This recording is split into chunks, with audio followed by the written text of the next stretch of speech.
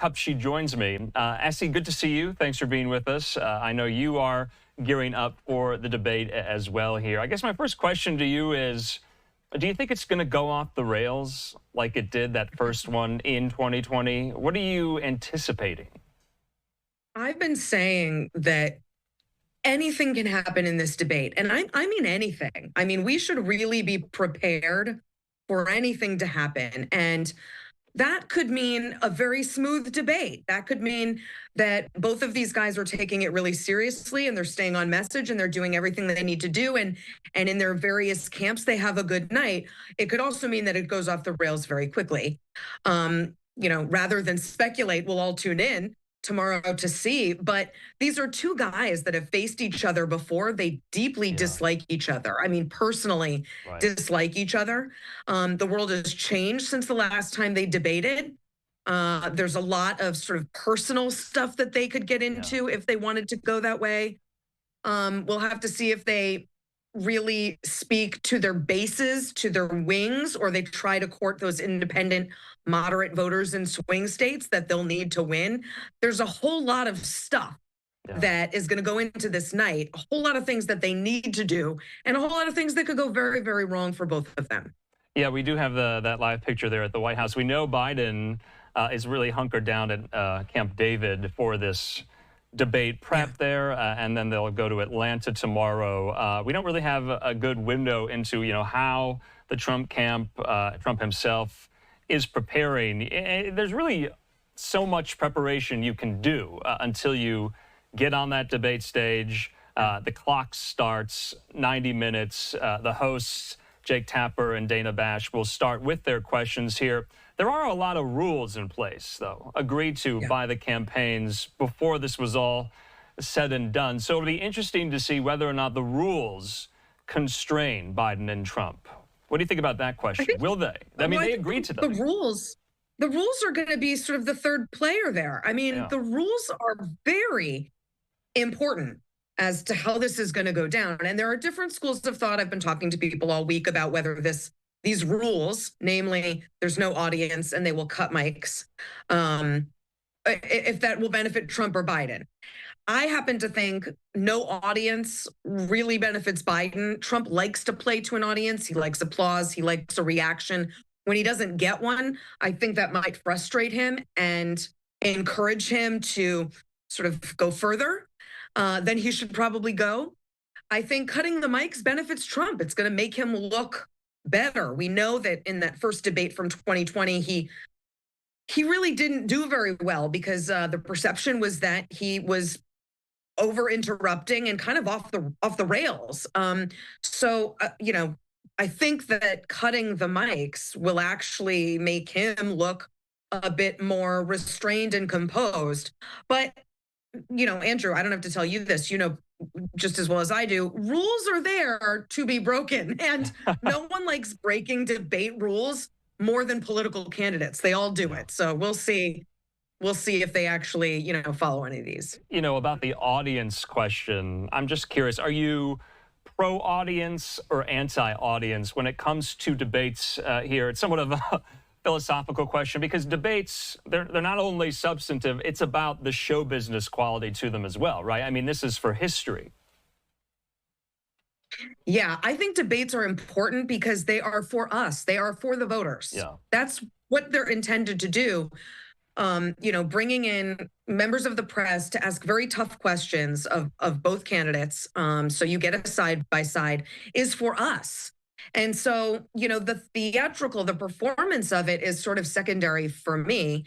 I think not having an audience with these two particular guys is probably for the best, but I'm not always philosophically opposed to that. Okay. I sometimes like the energy in the room, but listen, there's just too many factors with these guys.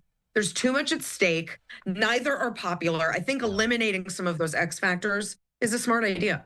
Yeah, we were talking with Fox 11's Alex Michelson just yesterday, and he posed an interesting theory that, depending on how tomorrow night goes, maybe the September debate, the second debate, is conditional after tomorrow. Do you agree with that assessment?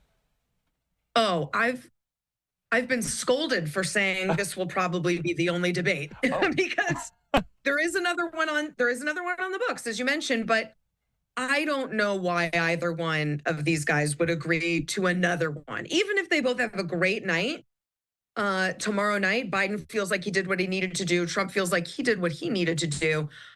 All the more reason to not do this again. Okay.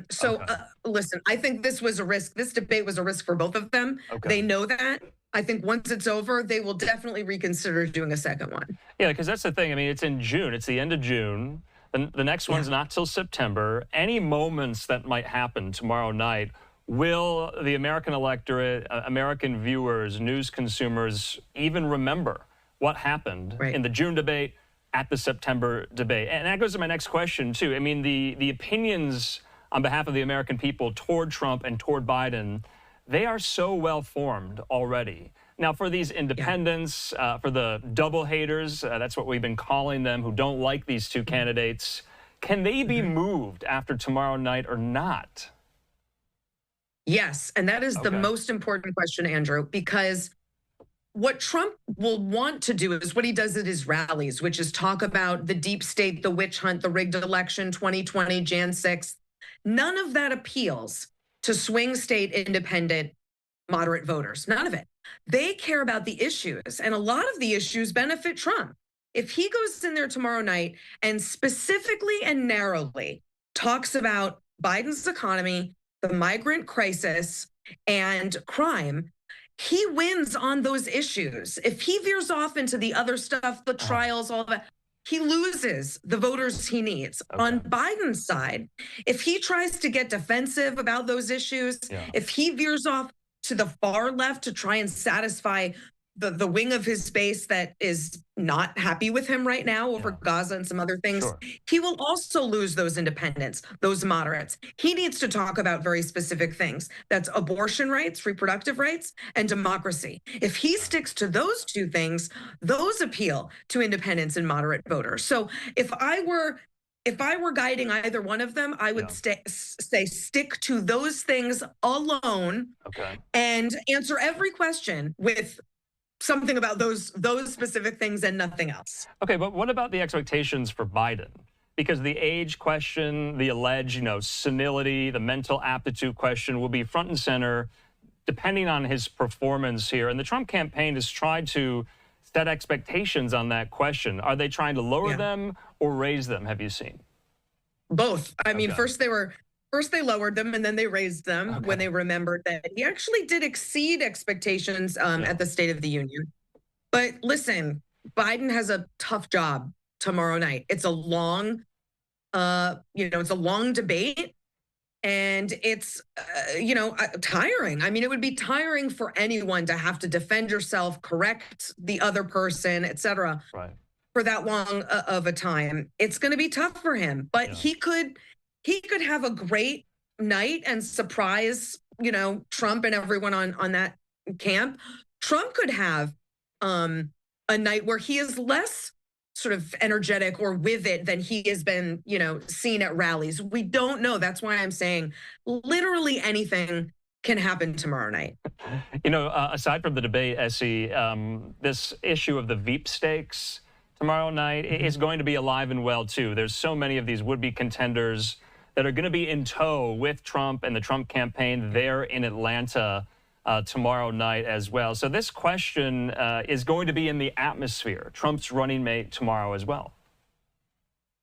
Yes, and my prediction is if he doesn't have a great night, he'll announce his Veep on Friday to sort of move the story along, which would be smart. But yes, I think he's very close to picking a running mate. However, he loves to drag out a story and create intrigue and buzz and speculation and be at the center of the story. So, if he has a good night, he might drag that out and not announce until closer to the convention. We'll see. All right, Essie Cup, as always, so fun talking politics with you. We'll talk soon. Great, thanks.